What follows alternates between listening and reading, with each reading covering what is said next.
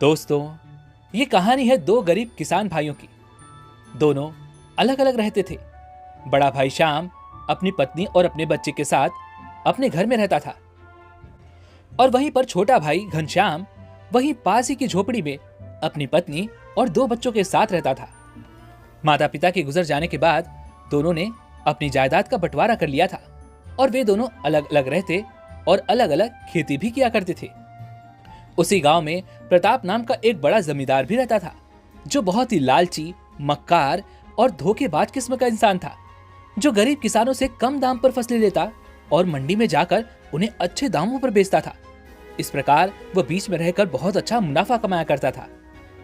गांव के लोग बड़े ही सीधे साधे थे। उन्हें नहीं पता था कि जमींदार उन्हें किस प्रकार से ठग रहा है। वे सभी लोग उस जमींदार पर भरोसा करते थे और उसी के भरोसे अपनी सारी फसल उसे सौंप देते थे और बदले में वह जमींदार उन्हें जो भी पैसे देता वे उसे रख लेते और उसे अपना पालन पोषण किया करते।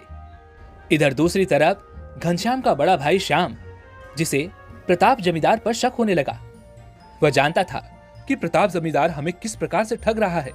वह हमारी फसलें कम दाम पर लेकर मंडी में जाकर उन्हें ऊंचे दामों पर बेचता है और इस प्रकार वह हमारी फसलों को अच्छे दामों पर बेचकर बहुत अच्छा मुनाफा कमाता है। लेकिन वह चाहकर भी उस जमींदार के खिलाफ आवाज नहीं उठा पा रहा था, क्योंकि गांव के सभी किसान उस जमींदार से डरते थे और कोई भी उसके खिलाफ एक शब्द तक नहीं कहता था। इसी कारण श्याम भी मजबूर था, उसे अपनी फसल का हिस्सा उस जमींदार को देना ही पड़ता था। एक दिन की बात है, श्याम अपने परिवार के साथ अपने घर पर बैठा हुआ था। तभी वहां पर श्याम का छोटा भाई घनश्याम आया। अरे आओ आओ भाई, क्या बात है? आज अचानक मेरे घर पर कैसे आना हुआ? भैया, बड़ी विपत्ति आन पड़ी है। अरे क्या हुआ, बताओ तो सही। भैया, आप मेरे साथ चलिए।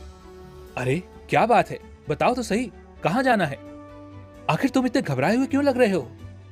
भैया, वो जमींदार है ना, वो जमींदार कह रहा था कि सभी गांव वाले उसके खिलाफ हो चुके हैं। सभी किसानों ने उसे फसल देने से मना कर दिया है। वे कह रहे हैं कि वे अपनी फसल अब खुद ही मंडी में जाकर बेचेंगे, जिससे उन्हें अच्छा लाभ मिलेगा और अब से हमें किसी भी जमींदार की कोई जरूरत नहीं है, क्योंकि ये जमींदार तो बीच में बैठकर पैसे खाता है। ये हमारी फसलों को कम दाम पर लेकर मंडी में जाकर ऊंचे दामों पर बेचता है, जिससे उसे बहुत अच्छा लाभ होता है और हमें कोई फायदा ही नहीं मिल पाता। हम दिन रात मेहनत करते हैं और हमारा ही परिवार भूखा मरता रहता है, लेकिन वह जमींदार हमारी तनिक भी मदद नहीं करता। अरे घनश्याम, तो इसमें डरने वाली बात क्या है? गांव के सभी किसान सही तो कह रहे हैं, अब जाके उनकी आंखें खुली हैं। मैं तो उसके बारे में बहुत पहले से जानता हूं। वह किस तरह से हमारी फसलों को कम दाम पर लेकर मंडी में ऊंचे दामों पर बेचता है, लेकिन मैं अकेले उसके खिलाफ आवाज नहीं उठा सकता था। ये तो अच्छा हुआ कि सभी किसानों की आंखें खुल गई और अब तो और अच्छी बात है कि हम अपनी फसलों को खुद ही मंडी में जाकर बेच पाएंगे, जिससे हमें और भी अधिक लाभ होगा। जरा सोच कर देखो, इसका लाभ तो हमें ही मिलने वाला है। इसलिए मैं तो नहीं जाऊंगा और ना ही मैं चाहता हूं कि तुम वहां पर जाओ, क्योंकि जमींदार बहुत लालची है, क्रूर है, धोखेबाज है। ये तुम्हें कभी भी धोखा दे सकता है और इसी वजह से अब तो मैंने भी अपनी फसल का हिस्सा देने से उसे मना कर दिया है। या आप ऐसा करके बहुत बड़ी गलती कर रहे हैं। यदि हमारी फसल ना बिकी तो हमें पैसे कहां से मिलेंगे? हमारा परिवार कैसे चलेगा? आप ऐसा करके बहुत बड़ी गलती कर रहे हैं। देखो भाई, मेरी बात मानो, वो जमींदार अच्छा इंसान नहीं है, उसके पास मत जाओ। नहीं नहीं भैया, मुझे अपने परिवार को चलाना है। मेरी फसल अगर नहीं बिकेगी तो मेरा परिवार कैसे चलेगा? उनका पालन पोषण कैसे होगा? मैं तो जा रहा हूँ। अब से हर रोज घनश्याम उस जमींदार के साथ मिलकर गरीब किसानों को धमकाने लगा था। वह उन्हें डराने लगा था ताकि वह उस जमींदार का साथ दे और उसे ही अपनी फसल बेचे। और गांव के जो अमीर किसान थे वह भी जमींदार का ही साथ दे रहे थे, क्योंकि उस जमींदार ने उन अमीर किसानों को उन गरीब किसानों के खिलाफ भड़का दिया था। अब से वह क्रूर जमींदार उन गरीब किसानों की फसलों को उनसे जबरदस्ती ले लेता था और वह बेचारे गरीब किसान कुछ भी नहीं कर पाते थे। वह डर के मारे उसके सामने आवाज तक नहीं उठा पाते थे। वे जानते थे कि यदि उन्होंने उसके खिलाफ आवाज उठाई तो वह लालची जमींदार उनकी सारी फसल खराब कर देगा और उनके घर पर अनाज का एक दाना तक नहीं बचेगा। इसी मजबूरी के कारण वे गरीब किसान अपनी सारी फसल उस जमींदार को सौंप दिया करते थे। लेकिन वे नहीं जानते थे कि वे सब कितनी बड़ी गलती कर रहे हैं। यदि वह अपना अनाज सीधे जाकर मंडी में बेचेंगे तो उन्हें पहले से कहीं ज्यादा अधिक लाभ मिलेगा इधर दूसरी तरफ जो भी उस जमींदार के खिलाफ आवाज उठाने की कोशिश करता, वह जमींदार उसके घर का खाना पीना बंद करवा देता, उन गरीब किसानों को भूखा रखता। लगातार भूखे रहने के कारण कई किसान बीमार पड़ चुके थे और एक दिन, अरे जमींदार साहब, ये देखिए रामू काका को क्या हुआ? ये अचानक इस तरह से क्यों गिर पड़े?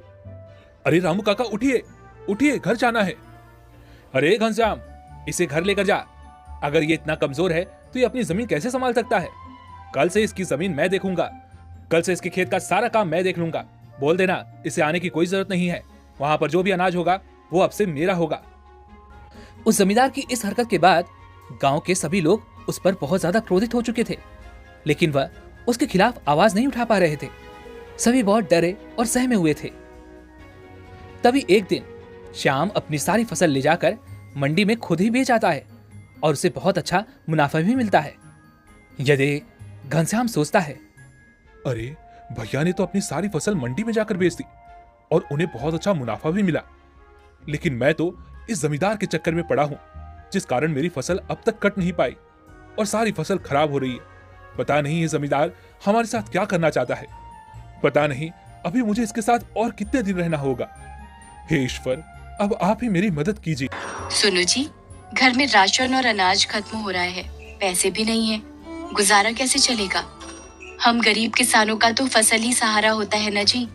आप अपनी फसल को बेच क्यों नहीं रहे हो? यदि समय पर फसल नहीं बेची तो फसल खराब हो जाएगी, फिर हम पूरे साल क्या खाएंगे? अपनी पत्नी की बात सुनकर घनश्याम थोड़ा सा चिंतित हो जाता है। काफी देर सोच विचार करने के बाद वह उस जमींदार के पास पहुंचता है और जमींदार से कहता है, जमींदार जी, आखिर आपका यह धरना कब तक चलता रहेगा? आपके इस धरने के कारण मेरी फसल बड़े बड़े खराब हो रही है। अगर मैं उसे नहीं बेचूंगा तो मेरे पास पैसे कहां से आएंगे, और मेरे पास पैसे नहीं आएंगे तो मैं अपने परिवार का पालन पोषण कैसे कर पाऊंगा? मेरी पत्नी, मेरा बच्चा भूखे हैं, उनके लिए मैं खाना कहां से लेकर आऊं? और आपका यह धरना तो खत्म होने का नाम ही नहीं ले रहा। आखिर मैं अपने परिवार का पालन पोषण कैसे करूं? आप ही मुझे बताइए। देख घनश्याम, अगर तुझे मेरे साथ नहीं आना तो मत आ, लेकिन मेरी बात याद रखना, यदि तू मेरे साथ नहीं चलेगा तो मैं तेरी पूरी फसल बर्बाद कर दूंगा। और मुझे कोई शौक नहीं है सब धरने वरने करने का। मैं तो इन किसानों को सबक सिखाना चाहता हूं। मैंने उनके लिए क्या कुछ नहीं किया। मैंने उनकी फसल अच्छे दामों पर बेची, उन्हें अच्छा मुनाफा निकाल कर दिया। और उन्होंने मेरे साथ क्या किया? उन्होंने मेरे पीठ में खंजर भोंका है। मैं तो उन्हें उनका सबक सिखा कर रहूंगा। देखिए जमींदार जी, मुझे आपका जितना साथ देना था मैंने दे दिया। अब मैं आपका और साथ नहीं दे सकता। मैं अपने परिवार को भूखा नहीं देख सकता। मेरा बच्चा रो रहा है क्योंकि उसे जोरों की भूख लगी है, और मैं आपके साथ यहाँ वहां घूम रहा हूँ। मैं अपने परिवार की तरफ तनिक भी ध्यान नहीं दे पा रहा। इसलिए मैं कल ही अपनी सारी फसल ले जाकर मंडी में बेच आऊंगा, और उससे जो भी पैसे मिलेंगे मैं उससे परिवार का पालन पोषण करूंगा, क्योंकि मेरे लिए तो मेरा परिवार ही सब कुछ है, और उसके बाद से मुझे भी कोई कमी नहीं रहेगी। अब से मैं आपका साथ नहीं दे सकता, मुझे माफ कीजिए। इतना कहकर घनश्याम वहां से चला जाता है। घनश्याम की यह बात सुनकर जमींदार को बहुत क्रोध आ जाता है। वह इसे अपना अपमान समझता है। वह तुरंत ही अपने सभी आदमियों को बुलाकर कहता है, जाओ और उसके खेतों में आग लगा दो, उसके खेतों को बर्बाद कर दो। मेरे खिलाफ आवाज उठाएगा, मेरा साथ नहीं देना चाहता, तो ठीक है, मैं उसे दिखाता हूं कि मैं क्या कर सकता हूं। उसकी सारी की सारी फसल बर्बाद कर दो, उसका खेत राख बना दो। मैंने उनके लिए क्या कुछ नहीं किया। बीच में रहकर मैंने उनकी फसल बेचवाई, उन्हें अच्छा लाभ निकाल कर दिया, लेकिन वे लोग मेरे ही पीठ पे छुरा भोंक रहे हैं। मैं बर्दाश्त नहीं करूंगा।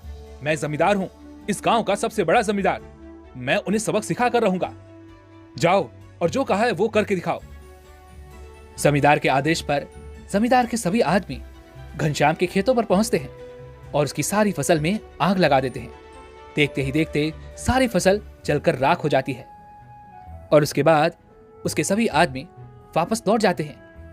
गांव का एक किसान वहीं से होकर गुजर रहा था। वह तुरंत ही दौड़ा दौड़ा घनश्याम के घर जाता है और उसे सारी बात बता देता है।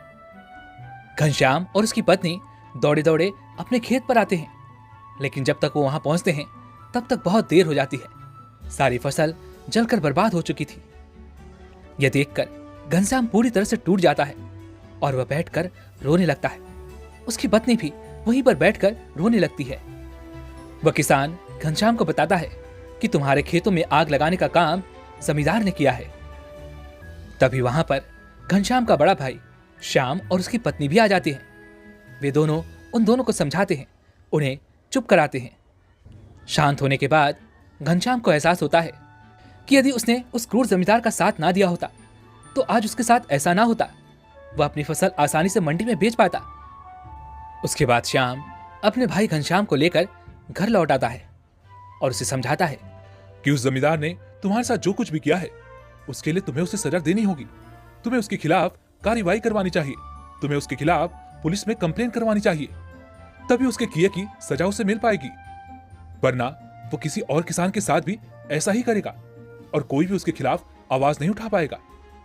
श्याम सभी गांव वालों को इकट्ठा करता है और उस जमींदार के खिलाफ आवाज उठाने के लिए उन्हें प्रेरित करता है। सभी मिलकर घनश्याम के साथ पुलिस स्टेशन जाते हैं और उस जमींदार के खिलाफ कंप्लेन लिखवाते हैं, जिसके बाद पुलिस उन व्यक्तियों को पकड़ लेती है जिन्होंने घनश्याम के खेत में आग लगाई थी, और उनकी गवाही पर वे लोग उस जमींदार को भी पकड़ लेते हैं और जमींदार को एक लंबी उम्र कैद की सजा मिल जाती है। उसके बाद श्याम घनश्याम की मदद करता है ताकि एक बार फिर से उसके खेत उपजाऊ हो सके और एक बार फिर से उसमें फसल उगाई जा सके।